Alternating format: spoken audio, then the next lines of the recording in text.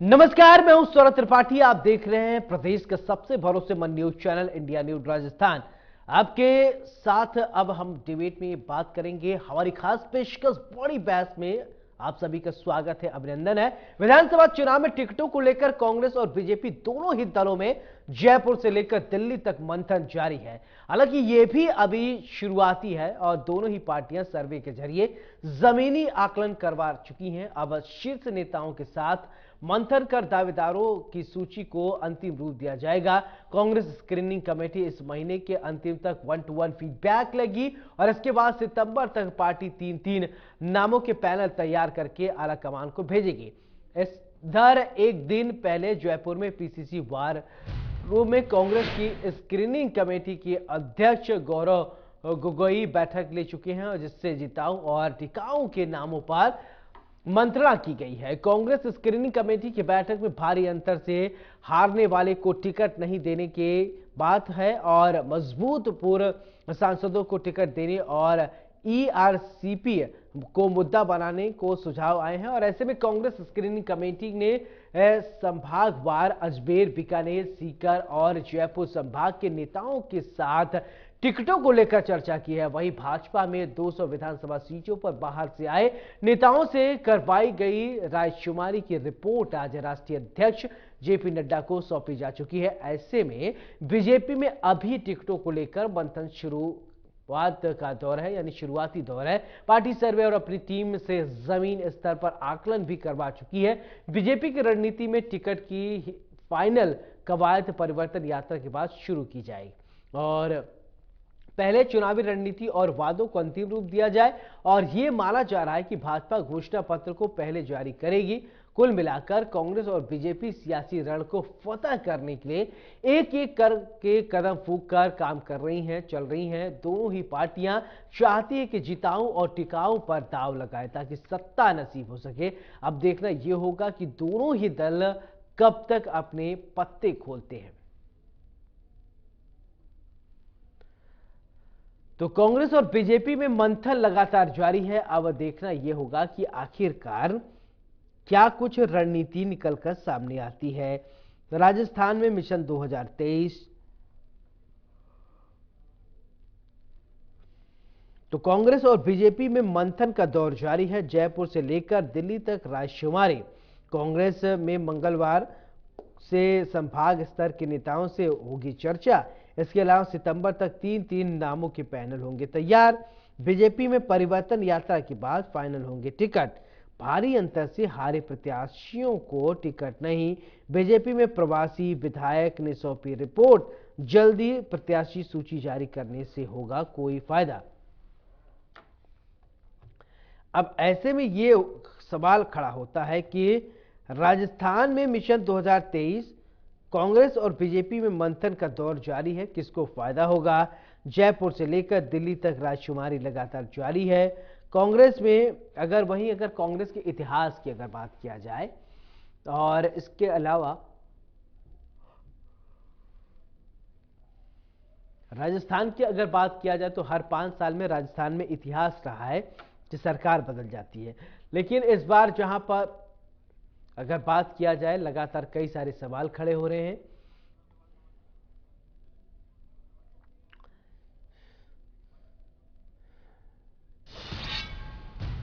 तो ऐसे में किसकी कितनी तैयारी, इस बात पर निर्भर करेगा कि जनता क्या सोचती है।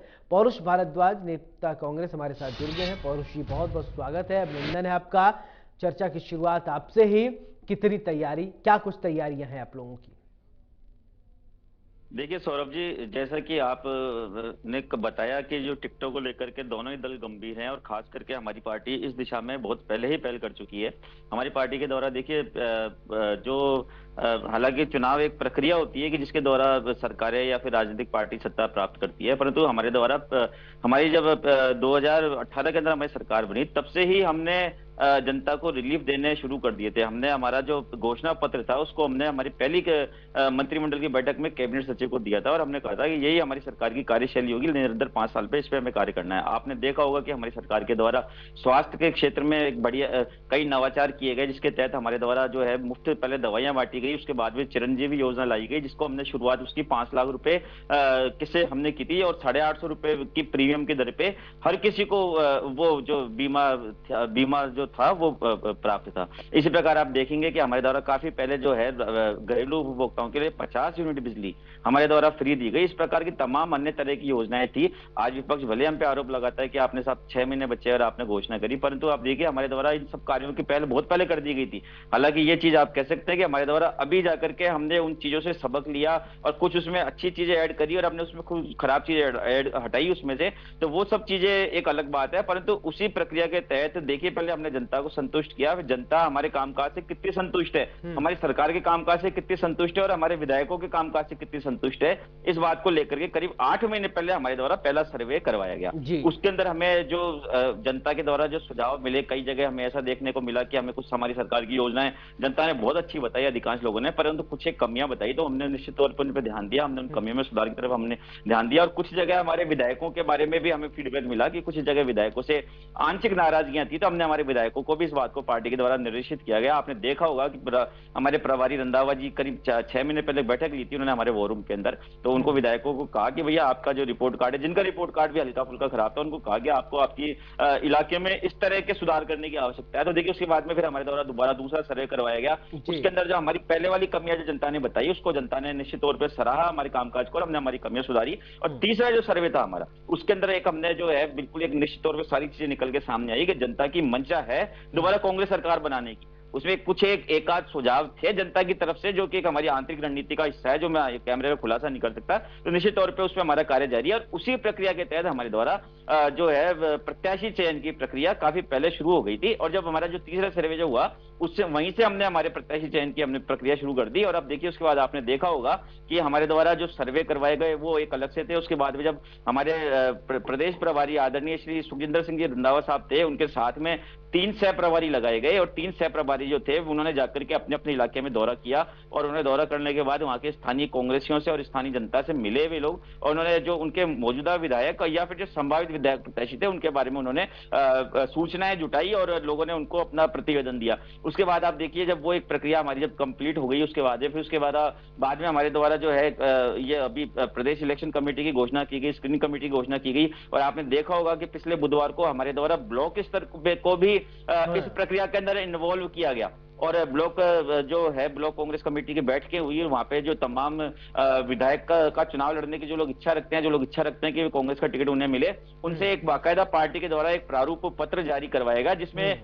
उनकी शिक्षा से लेके उनके व्यवसाय से लेके उनकी आपराधिक कोई गतिविधियां तो उन पर नहीं है या फिर उन्होंने सामाजिक कार्य अपने पूरे जीवन में क्या क्या किए, सार्वजनिक कार्य सामाजिक के अलावा राजनीतिक उनकी भूमिकाएं क्या रही, फिर किस प्रकार की पृष्ठभूमि, उनकी पारिवारिक पृष्ठभूमि किस तरह की है, उनकी आर्थिक पृष्ठभूमि किस तरह की है, इस तरह की तमाम सूचनाओं का संकलन एक निर्धारित प्रारूप के द्वारा किया गया जिस पर अब स्क्रीनिंग कमेटी विचार करेगी। तो निश्चित तौर पर हमारी मंशा सरकार तो बनाने हम जा रहे हैं, परंतु हम ये चाह रहे हैं कि हम एक जनता को अभी वाली सरकार दें, हमारी अच्छी सरकार को लेकर भी कई सारे सवाल ये भी उठते हैं कि टिकटों के बंटवारे पर किन बातों का ध्यान दिया जाए। कई सारे भी ब्यूरोक्रेट्स भी हैं जो नए नए अभी कांग्रेस में शामिल हुए हैं या वो भी अपना मंशा दर्शा रहे हैं कि उनको टिकट चाहिए या उनको टिकट मिले, सभी यही एक्सपेक्टेशन लेकर आते हैं।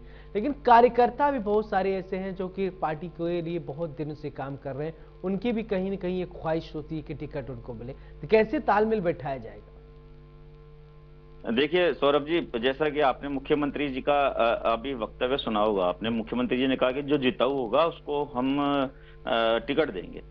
अब जिताऊ की जो डेफिनेशन होती है तो एक लोग अपने अपने तरीके से इसकी व्याख्या करते हैं। कोई बोलता है कि साहब जिताऊ तो कोई भी हो जाएगा। तो मैं आपसे इस बारे में कहना चाहूंगा, जो पार्टी की हमारी रणनीति है, नीति है, तो आप देखिए जिताऊ वो होता है कि जिसे जनता पसंद करती है, जनता जिताती है। तो निश्चित तौर पर जनता का यदि किसी को चुनाव जितवा रही है तो फिर उस आदमी पे, जनता की पसंद पे यदि हम सवाल कुछ और कुछ कह करके उठाएं तो वो मेरे हिसाब से मैं गलत समझता हूँ। रही बात अधिकारियों की, तो देखिए कुछ हालांकि सभी की मंशा होती है कि हम लोग विधायक बनके या सांसद बनके हम है ना एक धारा सभाओं के अंदर सम्मिलित हों, परंतु कुछ अधिकारी ऐसे भी होते हैं जिनका कि उनके सेवा काल के दौरान जनता के लिए उनका एक बहुत अच्छा कार्य रहता है। वे समर्पित होकर के अपनी न सिर्फ नौकरी करते हैं बल्कि जनता की सेवा करते हैं, और जनता उन्हें इतना पसंद करती है कि अगर उनके तबादले कहीं होने को होते हैं तो जनता स्वयं सरकार के खिलाफ आके खड़ी हो जाती है, सरकार से आके रिक्वेस्ट करती है कि साहब इस अधिकारी को आप यहाँ रहने दीजिए, हमारे बहुत अच्छा कार्य कर रहा है। यदि किसी अधिकारी की छवि जनता के बीच में इस तरह की रही होगी तो निश्चित तौर पे पार्टी उनके नामों पर विचार कर सकती है। परंतु रही बात पार्टी कार्यकर्ता की, तो जैसा मैंने आपसे कहा कि पार्टी कार्यकर्ता हमारी पार्टी की रीढ़ होता है, हमारी जो राजनीतिक इमारत होती है उसकी नींव का पत्थर होता है, तो उसको हम किसी हालत में नहीं भूल सकते। परंतु जहां पे कोई पार्टी का कार्यकर्ता यदि ऐसा पाया जाता है कि वो सीट को निकाल रहा है, निश्चित तौर पर जनता उसे पसंद कर रही है और वो सीट को निकालने की स्थिति में है, और अगर उसी जगह कोई दूसरा अधिकारी लेवल का या फिर कोई ऐसा व्यक्ति की जो कार्यकर्ता नहीं है वो आता है और उसके भी सर्वे में ये चीज पाई जाती है कि भाई ये भी सीट निकाल सकता है, तो निश्चित तौर पर कार्यकर्ताओं को हमारे द्वारा प्राथमिकता दी जाएगी। बिल्कुल, कार्यकर्ताओं को प्राथमिकता दी जाएगी। कई सारे मुद्दे हैं इस बार। अभी राजस्थान में लॉ एंड ऑर्डर को लेकर कई सारे बातें सामने आ रही हैं, सवाल खड़े हो रहे हैं, कैसे मेंटेन किया जाए, क्योंकि चुनाव भी अब नजदीक है, लॉ एंड ऑर्डर को लेकर सवाल बहुत खड़े हो रहे हैं, कैसे इसको मेंटेन किया जाए? देखिए सौरभ जी, यदि आप राजस्थान के में घटित अपराधों की तुलना यदि आप अन्य राज्यों से करेंगे तो आप पाएंगे कि राजस्थान अन्य राज्यों की तुलना में बहुत शांति प्रिय है। परंतु निश्चित तौर पे राजस्थान के पिछले जो समय से यदि हम तुलना करते हैं तो निश्चित तौर पर मैं इस बात को स्वीकार करने में मुझे कोई हर्ज नहीं है कि कुछ अपराध बढ़ा है, परंतु उसके कारणों का विश्लेषण जब हमारी सरकार ने किया तो हमें पता पड़ा कि राजस्थान जो एक पारंपरिक तरीके से जो चल रहा था, एक पारंपरिक एक ऐतिहासिक राज्य के रूप में पूरे विश्व में जाना जाता था, एक हेरिटेज स्टेट या हेरिटेज सिटी के रूप में राजस्थान के अधिकांश राज्य जाने जाते थे। परंतु आप देखिए कि पिछली हमारी सरकारों में तेजी से औद्योगिक विकास वो राजस्थान के अंदर हुआ है, और इस वजह से आप सर्वे करेंगे तो आप पाएंगे कि जो राजस्थान के जो महानगर हैं इनमें एक अधिकांश हिस्सा नागरिकों का वो हो गया कि जो राजस्थान से बाहर के हैं। अब देखिए बाहर के लोग आए हैं तो अब तक तो हम लोग हमारे राजस्थान वासियों के हिसाब से हमें हमारे सारे कानून भी थे और हमारी पुलिस की भी एक मानसिक थ्योरी जिसको कहते हैं अपन, वो अपराध को लेकर के सब चीजों को लेकर के उस तरह की थी। परंतु अब नए बाहर के लोग आए राजस्थान के आर्थिक विकास को देखते हुए तो उस प्रकार से कुछ एक अपराध भी बढ़े हैं, तो उनकी एक अपराध करने का जो एक स्टाइल होती है, तरीका होता है, तो वो निश्चित तौर पर ऐसा था कि जो पुलिस को लग रहा था कि भाई ऐसा हो सकता है क्या, तो हमारे सामने आया और हमारे पास कई तरह के कानूनों की कमी थी। आपने देखा होगा कि अभी पिछले दिनों हमारी द्वारा राज्य सरकार के द्वारा विधानसभा में राकोका का बिल एक पास कराया गया जो संगठित अपराध के खिलाफ एक मजबूत कानून है, जिसमें अपराधी की संपत्ति को जब्त करने से लेकर के अपराधी को गिरफ्तार करने पर उसके कई अलग अलग मामलों में 6 माह से कई वर्ष तक की उसकी जमानत नहीं होने के प्रावधान से लेकर भारी आर्थिक जुर्माने का प्रावधान तक लगाया गया है। तो आप देखिए अब निश्चित तौर पर हमारी सरकार इस मामले में सजग है और समय समय पर हमारी सरकार जो है ऑपरेशन गरिमा चलाती है, और देखिए उसके अंदर जो हमारे द्वारा अपराधियों को के खिलाफ बाकायदा धरपकड़ की जाती है। एक ही दिन ऐसा, कई बार समय समय पे एक ही दिन ऐसा होता है कि जहां पे लगभग 25-30 हजार पुलिसकर्मी पूरे राजस्थान के अंदर एक साथ अभियान चलाते हैं। लेकिन मुख्यमंत्री का एक और कहना है, अशोक गहलोत का, आप मांगते मांगते थक जाएंगे, मैं देते देते नहीं थकूंगा। तो अभी तक आपको जुड़ाएंगे क्या? मुख्यमंत्री ने क्या क्या दिया और जनता ने क्या क्या मांगा? देखिए मैं आपसे इस संदर्भ में ये चीज कहना चाहूंगा कि शायद ये अभी सब्जेक्ट ये वाला आप मुझे सवाल अचानक लेकर के आए हैं, मेरे पास बहुत अच्छी तैयारी है आंकड़ों की, तो यदि आप मुझे समय देंगे तो मैं अपनी वो डायरी लेकर के आऊंगा, मैं आपको बताऊंगा, तो मैं तुलना करके बताऊंगा कि भाजपा के पिछले 4 वर्षों में क्या हुआ और हमने 4 वर्षों में क्या किया। परंतु एक मोटा यदि एक जनता के विकास के हिसाब से आप बात करेंगे तो देखिए मैं आपको मोटी चीजें कहना चाहूंगा कि जब कोरोना काल आया था उसके बाद जब विधानसभा का पहला सेशन हुआ तब आज के जो असम के राज्यपाल और जो तत्कालीन विपक्षी नेता थे आदरणीय श्री गुलाब चंद जी कटारिया, उन्होंने विधायक निधि बढ़ाने की बात की विधानसभा में। वहां पे कहा गया कि साहब पहले 1 करोड़ रुपए थी, फिर वसुंधरा जी ने उसको 20 लाख रुपए बढ़ा दिए, तो आप कोशिश कीजिए कि विधायक निधि बढ़े ताकि हम विधायकों को छोटी छोटी बातों के लिए सरकार पर और मंत्रालयों पर डिपेंड नहीं रहना पड़े। तो माननीय मुख्यमंत्री जी ने उनसे पूछा कि भाई आप बताइए, आप ही कह दीजिए कितने बढ़ाना चाहते हैं, तो उन्होंने मजाक समझी उस बात को और मजाक में उन्होंने कह दिया साहब सांसदों को 5 करोड़ रुपए मिलते हैं तो आप हमें 5 करोड़ रुपए पर विधायक को दे दीजिए। देखिए मुख्यमंत्री द्वारा तत्काल उसकी घोषणा की गई और वे 5 करोड़ रुपए की विधायक निधि सिर्फ कांग्रेस के विधायकों को नहीं बल्कि भारतीय जनता पार्टी के विधायकों को भी वही निधि मिलती है और निर्दलीय विधायक होते हैं उनको भी वही निधि मिलती है। इसके अलावा हमारी सरकार के द्वारा 10-10 करोड़ रुपया प्रत्येक विधायक को, देखिए दलगत राजनीति से ऊपर उठ के एक वास्तविक लोकतांत्रिक पार्टी होने का उदाहरण हमारी सरकार ने प्रस्तुत किया। हमने 10-10 करोड़ रुपए हर विधायक को हमने सड़क के लिए, उसके इलाके की सड़क के लिए सैंक्शन किए, चाहे वो भारतीय जनता पार्टी के विधायक हो या कांग्रेस के विधायक हो। 10 करोड़ रुपए की सड़क उनके यहाँ पे बनी। आप देखिए जिले के मामले में, आप देखिए जो कैलाश मेघवाल जी भारतीय जनता पार्टी के नेता हैं और ब्यावर से जो विधायक है वे भारतीय जनता पार्टी के, उनकी भी हमने मांगों को ध्यान रखी और ब्यावर और जो शाहपुरा जिला है वो हमने भारतीय जनता पार्टी के नेताओं के कहने से बनाया। इसके अलावा आप विकास की बात करेंगे तो विकास के मामले में हमारे राजस्थान की जो एक ग्रोथ रेट है वो अन्य राज्यों से बहुत आगे है। और आर्थिक विकास दर की भी यदि आप बात करेंगे तो आप देखिए हमारी करीब 11 पॉइंट के करीब हमारी राजस्थान की विकास दर है, जो भाजपा शासित राज्यों की तुलना में कहीं आगे है। और इसके अलावा आप यदि जन कल्याणकारी योजनाओं की बात करेंगे तो आपने देखा कि पिछले दिनों महंगाई राहत शिविर हमारे द्वारा लगाए गए। शेखावत जी भी हमारे साथ जुड़े हैं, फोन लाइन पे हैं। अशोक जी, मेरा सवाल आपसे कि अगर कांग्रेस की तैयारी तो हमने पूछा और पौरुष जी ने बताया, बीजेपी की तैयारियों की अगर बात करें तो आगामी 2023 के चुनाव को लेकर क्या कुछ तैयारियां, क्या कुछ रणनीतियां हैं? अशोक जी।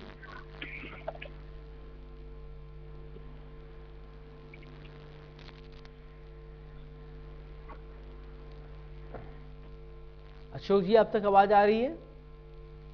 हेलो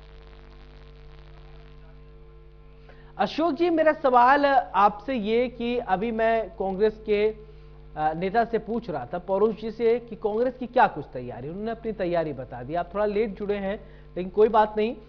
बीजेपी की क्या कुछ तैयारियां हैं, बताएंगे क्या आगामी 2023 के चुनाव को लेकर? सौरभ जी, ये देखिए कि भारतीय जनता पार्टी, आप देखेंगे कि आपको आवाज आ रही है अशोक जी? हाँ, आपकी आवाज आ रही है मेरे को। जिस प्रकार से राजस्थान में आप देखेंगे सरकार जो चल रही है, और उस सरकार का मुझे लगता है कि 4.5 साल के अंदर कैसी सरकार चली है वो सबको पता है। और अशोक जी, मुझे लगता है इन्होंने आपकी रणनीति के बारे में पूछा है, कांग्रेस के बारे में नहीं पूछा सवाल आपसे। हेलो, हाँ,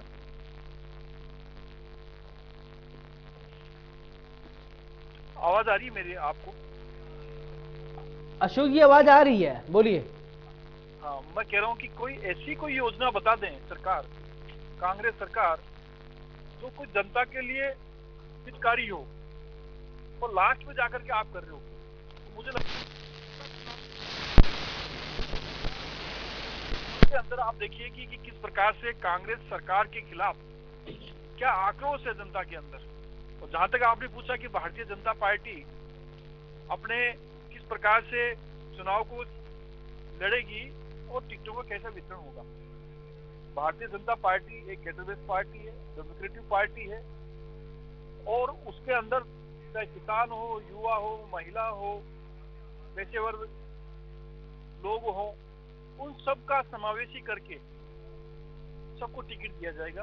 अनुसूचित जनजाति के भाई हो, दलित भाई हो, आदिवासी भाई हो, उन सबका एक समावेशी होगा, एक टिकट का सबको उसमें भागीदारी मिलेगी और सबको टिकट मिलेगा। एक अच्छी सरकार भारतीय जनता पार्टी देगी, जो कांग्रेस के जो 4.5 साल के शासनकाल में रहे, आप देख सकते हैं कि क्या क्या रहा राजस्थान के अंदर। नंबर 1। चलिए ठीक है पौरुष जी, मेरा सवाल आपसे कि अगर बात किया जाए जनता, तो आप लोग जनता के बीच में जाते होंगे, सर्वे करते होंगे, बातचीत करते होंगे, जनता का क्या मिजाज आप भाप पा रहे हैं? देखिए सौरभ जी, मैं एक कांग्रेस पार्टी के प्रवक्ता होने के नाते नहीं, बल्कि एक निष्पक्ष, यदि मैं राजनीतिक विश्लेषक होता, निश्चित तौर पे मैं इस बात को कहता कि आज आप जनता में जाएंगे तो जनता के अंदर भारतीय जनता पार्टी की केंद्र सरकार को लेकर के जितना आक्रोश व्याप्त है, आप देखिए जनता इस बात को कहती है, जनता कहती है कि राजस्थान में आज आप लोगों को तो फिर भी 4.5 साल हुए हैं, राजस्थान में केंद्र सरकार को as a central government govern करते 9 साल हो गए।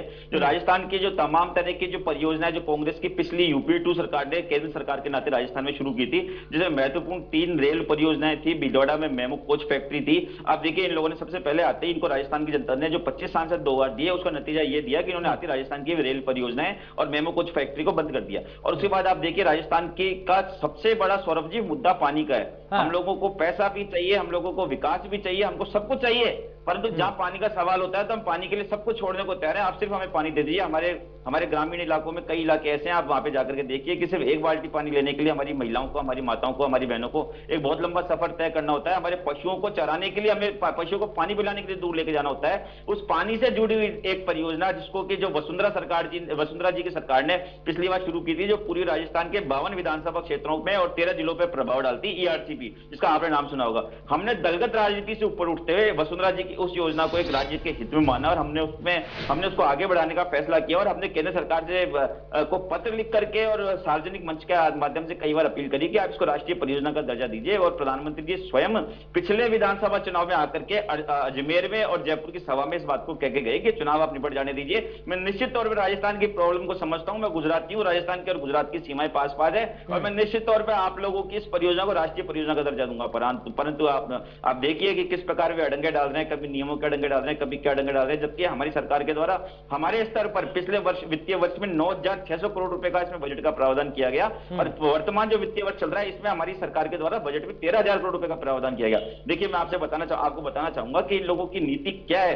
हमारे द्वारा एक बांध का निर्माण किया गया है, ये मध्य प्रदेश में जो इनकी सरकार है उसको लेकर के हाईकोर्ट में चलेगा, उस बांध के ऊपर स्टे लिया है। ये खुद की तरफ से कोई मदद नहीं करना चाहते राजस्थान वालों की, परंतु राजस्थान वासी अगर स्वावलंबी बनके अपने खुद के द्वारा चुनी गई राज्य सरकार के द्वारा यदि आगे बढ़ना चाहते हैं, राजस्थान वासी अपनी मांगे पूरी करवाना चाहते हैं, तो इनको भी वहां पे इनको दर्द होता है। अभी आपने मुझसे थोड़ी देर पहले पूछा कि आपकी राजस्थान सरकार के द्वारा क्या क्या कार्य किए गए और मैंने आपसे कहा था कि मैं डायरी में मंगवाता हूं, मेरे पास है, मैं आपको 5 मिनट आपके लेना चाहूंगा। देखिए, मैं आपको विभिन्न क्षेत्रों में जो हमारी राजस्थान सरकार की तुलना भाजपा की, मैं चूंकि 5वां साल चल रहा है, 5वें साल की वित्तीय वर्ष की जो योजना है उनको कंप्लीट होना बाकी है, इसलिए मैं तुलना आपको 4 साल के, हमारे पिछले 4 साल और भारतीय जनता पार्टी के पिछले 5 साल से तुलना करूंगा। देखिए, बीजेपी ने जो है उनके जो शासन काल में 51 कॉलेज खोले, जबकि हमारे द्वारा 302 कॉलेज खोले गए। बीजेपी के द्वारा 1 कृषि कॉलेज खोला गया पिछले 5 साल में, हमारे द्वारा 82 कृषि कॉलेज खोले गए। आयुष हेल्थ वेलनेस सेंटर जो हैं वो इनके द्वारा एक भी नहीं खोला गया और हमारे द्वारा 1000 आयुष जो आयुर्वेद की दिशा में जो आयुर्वेदवादी जो होती है वो हमने 1000 सेंटर खोले।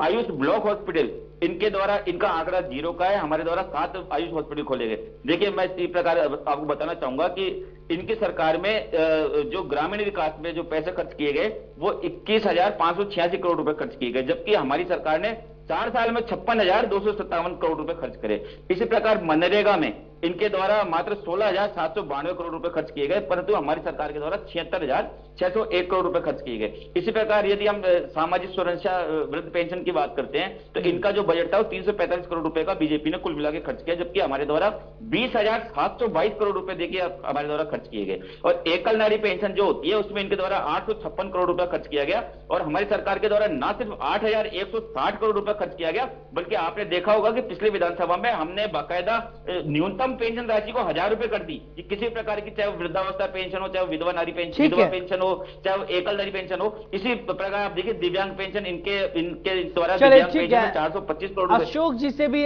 सवाल ले लेते हैं। अशोक, मैं आपसे निवेदन ये करना चाहूंगा कि ये सरकारी आंकड़े हैं। अशोक जी चाहें तो मुझसे इस आंकड़ों को ले लें और यदि ये भ्रामक बताते हैं तो इस मेल से आकर के व्यक्तिगत आप इनको मेरा मोबाइल नंबर दे दीजिएगा, मैं इनको इनके व्हाट्सएप में, ठीक है। मैं आपसे कहना चाहूंगा कि देखिए, बात तथ्यों के आधार पर हो, हवाई आरोप लगाने में कुछ नहीं होता। हम भी हवाई आरोप लगाना जानते हैं और आपसे बेहतर लगाना जानते हैं, परंतु हम जानते हैं कि जनता सब समझती है और जो बात काम करके, जो तथ्य जुटा करके जो जनता को संतुष्ट करना चाहिए वो काम भारतीय जनता पार्टी की चले, ठीक है। अशोक जी, कांग्रेस के काम अभी कई सारे जुड़ाए गए हैं पौरू जी की तरफ से, वही अगर आप चाहे तो सवाल पूछ सकते हैं कि कितने काम हुए, लेकिन मेरा सवाल आपसे कि तैयारियों को लेकर हम चर्चा कर रहे हैं कि आगामी तैयारियां, टिकटों को लेकर क्या कुछ रणनीति बना रहे हैं आप लोग? अशोक जी,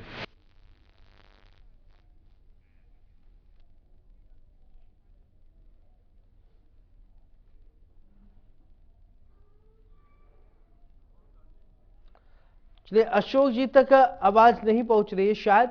पौरू जी, ठीक है, आप कुछ अपने डायरी से कुछ बता रहे थे, आप कंप्लीट कीजिए। जी, मैं दूसरी बात आपसे कहना चाहूंगा कि दिव्यांग पेंशन योजना जो थी उसमें भारतीय जनता पार्टी की सरकार के द्वारा 425 करोड़ रुपए 5 साल में खर्च किए गए, जबकि हमारे द्वारा 4 साल में 2,156 करोड़ रुपए खर्च किए गए। इसी प्रकार पालनहार योजना जो होती है उसमें भाजपा सरकार द्वारा 329 करोड़ रुपए खर्च किए गए, जबकि हमारे द्वारा 2,130 करोड़ रुपए खर्च किए गए। इसी प्रकार जो हमारे यहाँ पे एक औद्योगिक क्षेत्र होता है जिसको हम रीको बोलते हैं, तो उसमें रिको जो इसकी शॉर्ट फॉर्म होती है, जो हमारे द्वारा सरकार के द्वारा अनेकों जिलों में कई स्थानों में खोला जाता है कि वहां पे सिर्फ जो उद्योग जो होती है, उद्योगों के लिए जमीन अलॉट की जाती है सरकारी स्तर पे। तो देखिए इनके द्वारा जो रिको औद्योगिक क्षेत्र खोले गए वो इनके द्वारा 10 खोले गए, जबकि हमारे द्वारा इस 4 साल में 62 रिको औद्योगिक क्षेत्र स्थापित किए गए।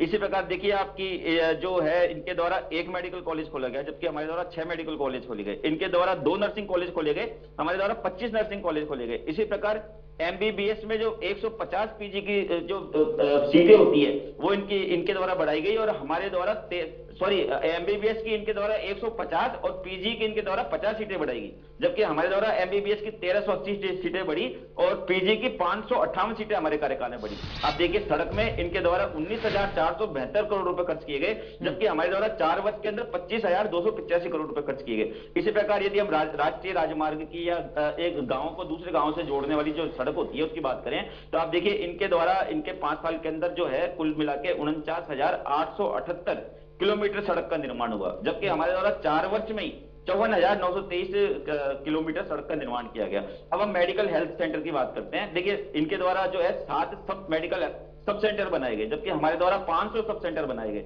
इनके द्वारा सब सेंटर जो पहले से चल रहे थे उनको पीएचसी में जो क्रमोन्नत करने वाली बात होती है, इनके द्वारा 60 पीएचसी में क्रमोन्नत किए गए, जबकि हमारे द्वारा 363 क्रमोन्नत किए गए। और जो पीएचसी पहले की चल रही थी वो इनके द्वारा 23 उसको सीएचसी में क्रमोन्नत किया गया, जबकि हमारे द्वारा 206 सीएचसी में क्रमोन्नत किया गया। इस प्रकार देखिए इनके द्वारा 5 साल में एक भी उप जिला अस्पताल नहीं बनाया गया, जबकि हमारे द्वारा 21 उप जिला अस्पताल बनाए गए। इसी प्रकार जिला अस्पताल की बात करें तो इनके द्वारा एक भी जिला अस्पताल 5 साल में पिछले 5 साल में स्थापित नहीं किया गया, परंतु हमारे द्वारा 21 जिला अस्पताल स्थापित किए गए। सैटेलाइट अस्पतालों की बात करें तो इनके द्वारा सिर्फ 5 साल में पूरे राज्य में सिर्फ 1 सैटेलाइट अस्पताल स्थापित किया गया, जबकि हमारे द्वारा 8 सैटेलाइट अस्पताल स्थापित किए गए। इसी प्रकार आप देखिए जो अस्पताल जो चल रहे हैं पहले के, जो बड़े अस्पताल हो या छोटे अस्पताल हो, उसमें पहले से जो संख्या थी उसमें इनके द्वारा 565 हॉस्पिटल के बेड बढ़ाए गए, जबकि हमारे द्वारा 6,705 बेड बढ़ाए गए। इसी प्रकार हम कृषि क्षेत्र में यदि हम बात करते हैं तो इनके द्वारा बिजली के 1,77,226 कृषि कनेक्शन दिए गए, जबकि हमारे द्वारा देखिए 4 साल में 3,27,459 कृषि कनेक्शन दिए गए, जो इनकी संख्या से दुगने से भी ज्यादा है। इसी प्रकार देखिए इनके द्वारा जो है खेत में तारबंदी लगभग की गई 2.01 लाख मीटर की, जबकि देखिए इनके द्वारा 2 लाख मीटर की तारबंदी की गई, जबकि हमारे द्वारा 26,54,000 मीटर की तारबंदी की गई। इसी प्रकार बिल्कुल लगातार आप काम कर रहे हैं। परू जी आप बने रहिए हमारे साथ। एक छोटा सी ब्रेक के लिए हम रुकेंगे और ब्रेक के बाद जल्द हाजिर होंगे और आप सवाल पूछेंगे।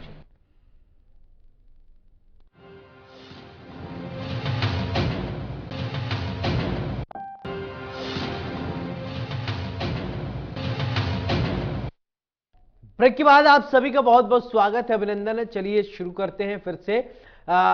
हमारे साथ मेहमान जुड़े हैं। सबसे पहले एक बार फिर से परिचय करा देते हैं, फिर चर्चा की शुरुआत करते हैं। पौरुष भारद्वाज नेता कांग्रेस जुड़े हैं हमारे साथ।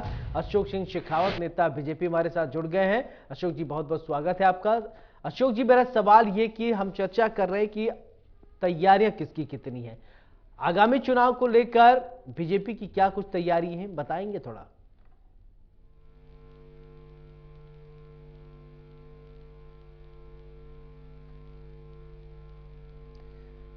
चलिए ठीक है, अशोक जी की आवाज नहीं आ पा रही है।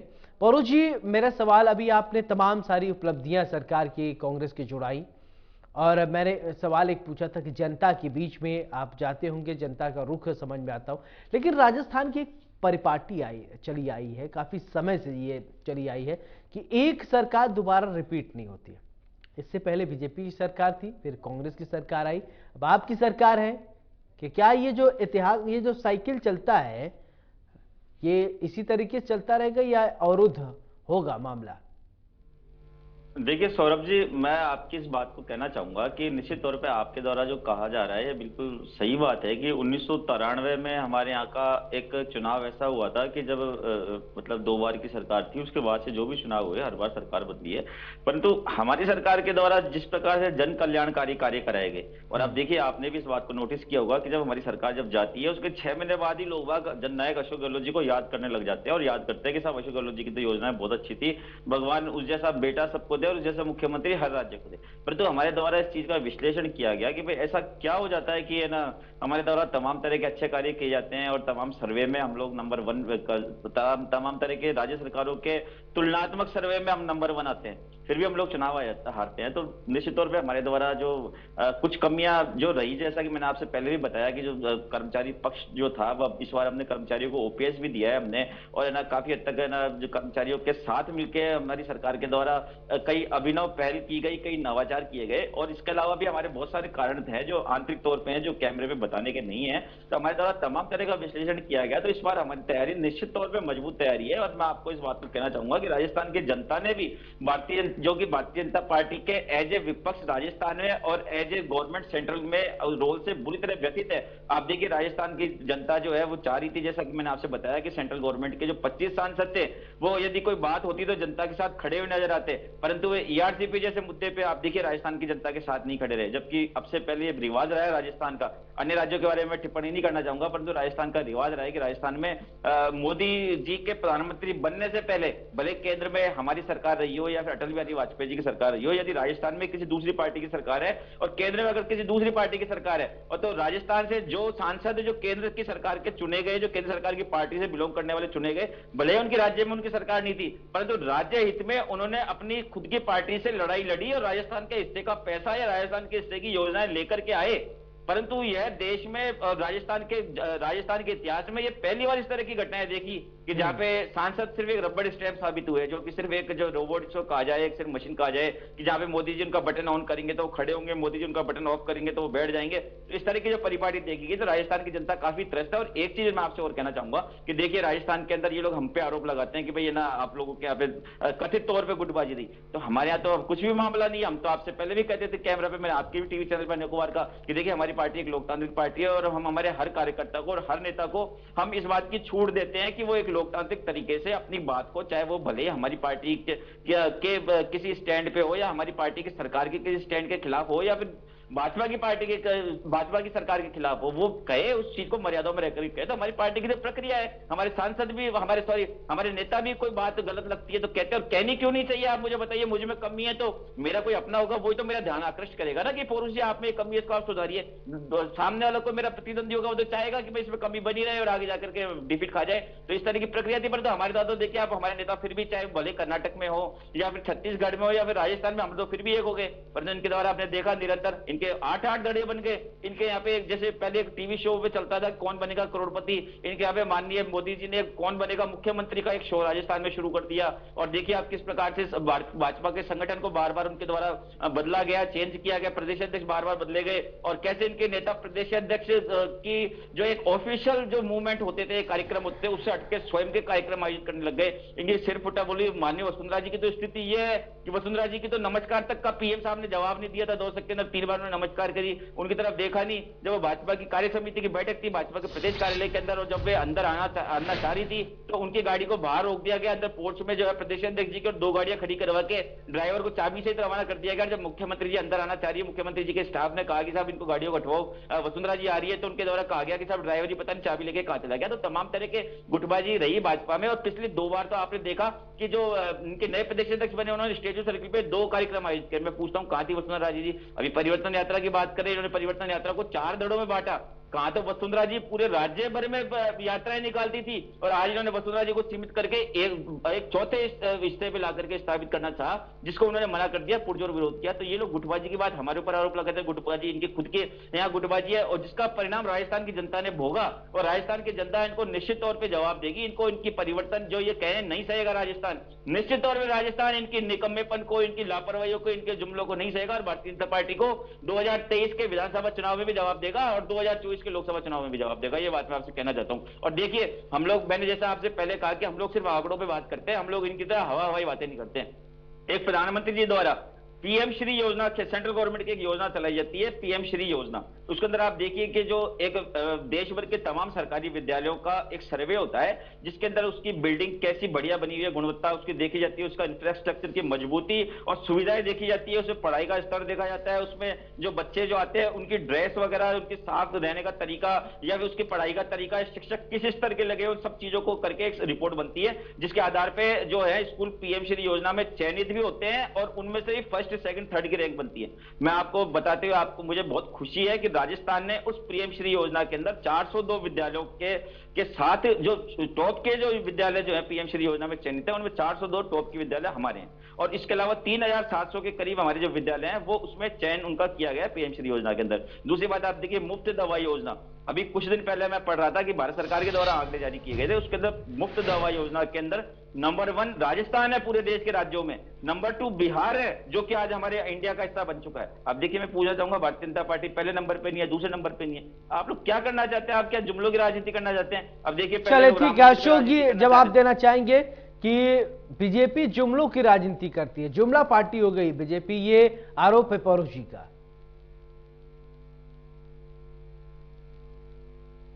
4.5 साल के अंदर जुमलों की सरकार चल रही है और किस्सा कुर्सी का चलता था, उससे क्या होता, जुमलों की सरकार चलती है। और उस सरकार में क्या हुआ, यदि राजस्थान के अंदर लॉ एंड ऑर्डर की स्थिति यदि खराब है तो बताइए कोई निवेश करेगा कि राजस्थान के अंदर? और राजस्थान की अर्थव्यवस्था जो आई वो किस स्थान पर पहुंच चुकी है जाकर? राजस्थान का कर्ज के तले के अंदर दबा हुआ पूरा, इनके पास संसाधन नहीं है कि आप राजस्व ग्रहण कर सकें और घोषणाओं पर घोषणाएं कर रहे हैं, उन घोषणाओं के लिए इनके पास बजट नहीं है। अब इन्होंने राहत की बात करी, बिजली के अंदर ऐसी राहत दी कि आप पूछो मत। पहले फुल चार्ज के रूप में आपने 16 बार वसूल कर लिया, 7 बार आपने बिजली की दर बढ़ा दी कांग्रेस की सरकार ने, और कहेंगे साहब हमने राहत दी। फूड पैकेट बांटे, तो फूड पैकेट आपको पूरे 5 साल बांटने चाहिए या 3 साल बांटते आपको अच्छा लगता है, लेकिन एक बार आगे चुनाव में फूड पैकेट बांटे और उसमें भी सीएमओ ने कह दिया जैसे बाड़मेर में साहब ये तो एक्सपायरी लग है, उसकी जांच होनी चाहिए, लोगों को बांट दिया, उनके स्वास्थ्य के साथ खिलवाड़ किया। कहना मतलब है ये है कि यदि आपको कुछ चीज देनी है तो ऐसा दी है जिस प्रकार से केंद्र सरकार ने जो गरीब कल्याण के लिए अन्न की योजना करी, 80 करोड़ लोगों को ले दिया, जैसे कोरोना काल से लेकर के अब भी दी जा रही है। इस प्रकार की आप चीज लेके आइए, न कि चुनाव तक सीमित रखिए।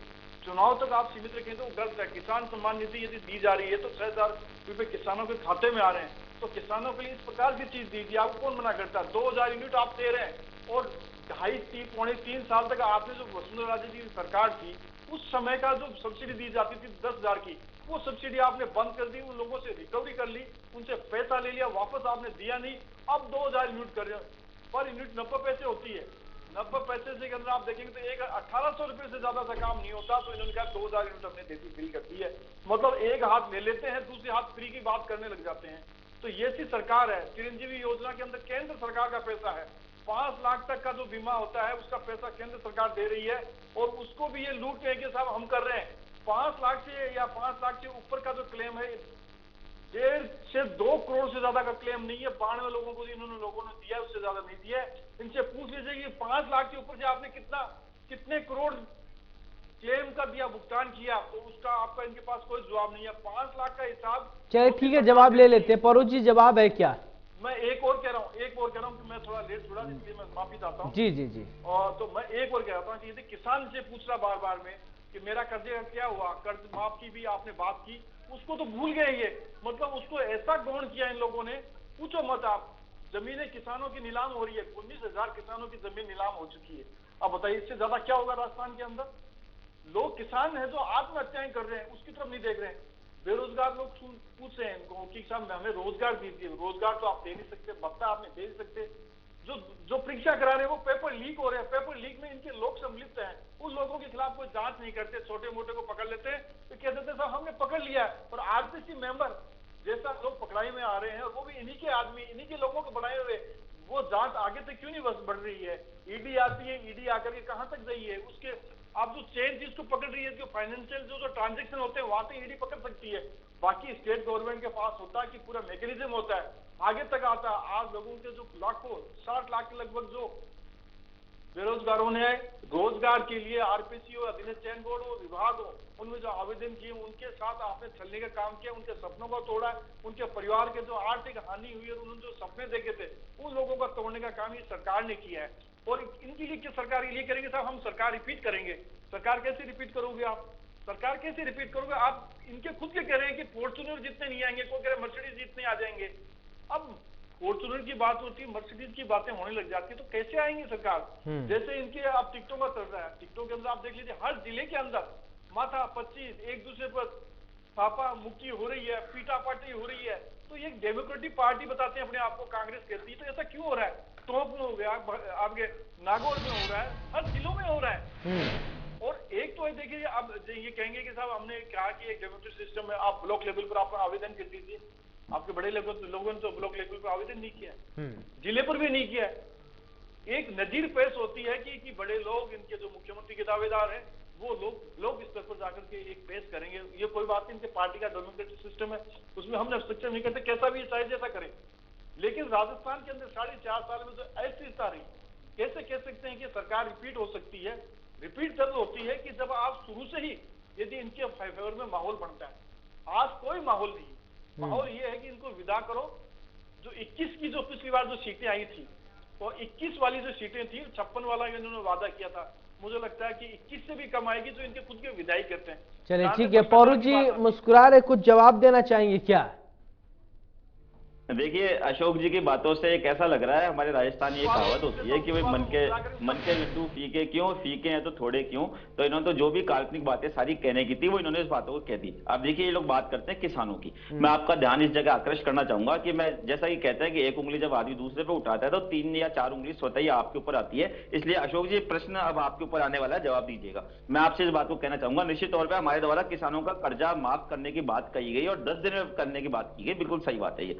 देखिए, हमारे द्वारा क्या किया गया, हमारे द्वारा जो किसानों के कर्जे थे वो 2 प्रकार के कर्जे थे। एक तो सहकारी बैंकों का कर्जा था और एक नेशनल बैंकों का कर्जा था। किसानों के जो सहकारी बैंकों के कर्जे थे और जो सहकारी बैंक राजस्थान सरकार के अंतर्गत आते हैं, उनसे हमने पूरी सूची मांगी और उनका करीब 15,000 करोड़ रुपए की वैल्यूएशन का 21 लाख किसानों का हमारी सरकार के द्वारा कर्जा माफ किया गया। और इस बात को बड़ी जिम्मेदारी के साथ कहता हूं, भारतीय जनता पार्टी के प्रवक्ता, मेरी बात को मानिए। अब हम बात करते हैं दूसरे तरह के कर्जे की, जो नेशनल बैंकों के कर्जे थे। मैं आपका ध्यान इस और आकर्षित करना चाहूंगा कि नेशनल बैंक के जो होती है, उनमें अगर किसानों के कोई कर्जे एनपीए में चले जाते हैं तो उसके लिए केंद्र सरकार की एक स्कीम है, किसानों के लिए स्कीम है। वो चीज और पहले से चली आ रही है, वो हमारी सरकार के टाइम से समय से चली आ रही है कि किसानों को जो उस राशि होती है, जितने का कर्जा राशि है, उसका 10% किसानों को जमा कराना होता है और 90% बैंक उसको अपने स्तर पर वहन करके और उसको किसान का खाता बंद कर देती है, उसको एनओसी दे देती है। उसका जो डिफॉल्टर वाला जो ठप्पा लगा होता है किसान पे बढ़ जाता है।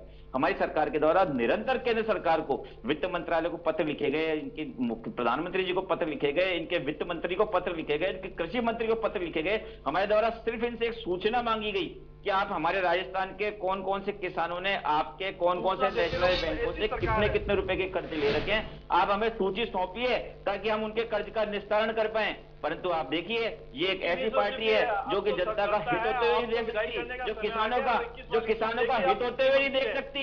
इनको लगता है कि अगर किसानों के कर्ज केंद्र कांग्रेस की सरकार ने चुका दिए तो हमारे पास राजस्थान में किसानों को मुंह दिखाने लायक कोई जगह नहीं बचेगी। परंतु आप इस बात को मान के चलिए अशोक जी, आपकी जो गंदी प्रैक्टिस है, जो आप जनता को, जैसे आपने ईआरसीपी में धोखे में रखा और आपने जो किसानों के कर्जे की सूची दबा करके बैठे हैं, राजस्थान का किसान समझे इसको, और आप बात कर रहे हैं हमें गंवाना होने की। मैं आपको ध्यान दिलाना चाहूंगा, ये राजस्थान की सरकार है, ये जो आप हमारे ऊपर जो कथित आरोप लगा रहे हैं, हमारी वर्किंग स्टाइल नहीं है। राजस्थान में पिछले 4.5 माह में 8 उपचुनाव हुए हैं। 8 उपचुनाव के अंदर आपकी एक जगह जमानत जब्त हुई, आपका कैंडिडेट एक जगह तीसरे नंबर पे आया और आपकी एक विधायक जीती 8 में से, वो भी आपकी पार्टी को छोड़कर कांग्रेस की नीति में समर्थन जताते हुए कांग्रेस ज्वाइन कर ली।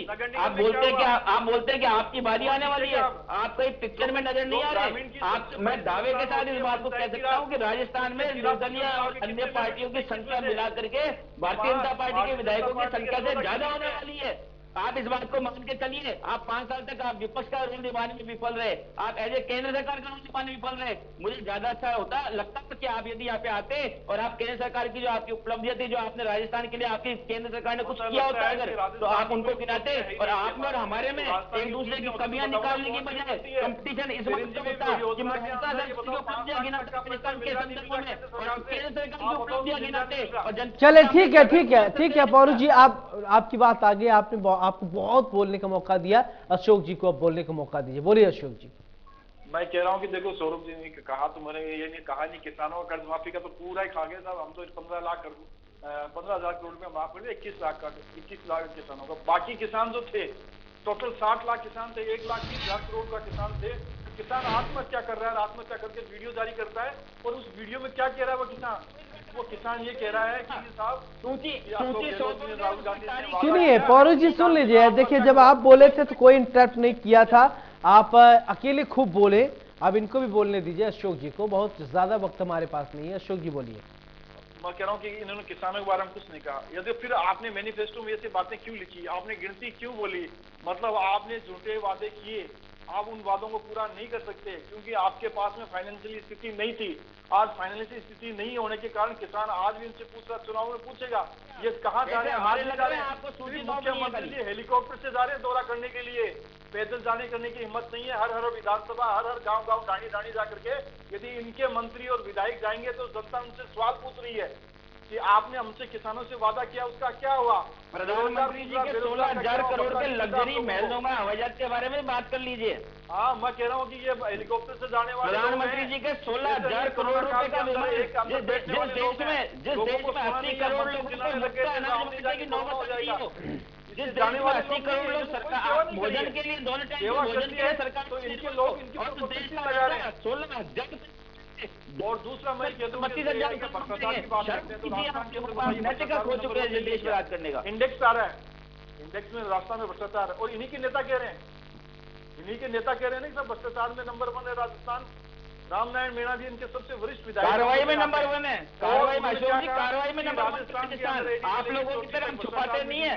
80,000 करोड़ रुपए के 500 रुपए के मूल्य के नोट आ गए, बताइए आप मुझे। विधायक है भारतीय जनता पार्टी के 7 स्टार ऑफिस कैसे खुल गए बताइए। चलिए ठीक है, जमीन का पैसा मंत्री बना के रख रखा है। हमारे राज्य की जमीन और आपके राज्य की बना एक ही जगह हुई थी। आपके 7 स्टार प्रकार से क्या हो रहा है राजस्थान के अंदर, क्या कर रहे हैं। चले ठीक है, आरोप प्रत्यारोप लगाना बंद कीजिए आप लोग, अब हमारे पास ज्यादा वक्त नहीं है। अशोक जी, रणनीतियां क्या कुछ लेकर आ रहे हैं इस बार जनता के बीच में, क्या कुछ मुद्दे रहने वाले, इस विषय पे बात कर लेते हैं।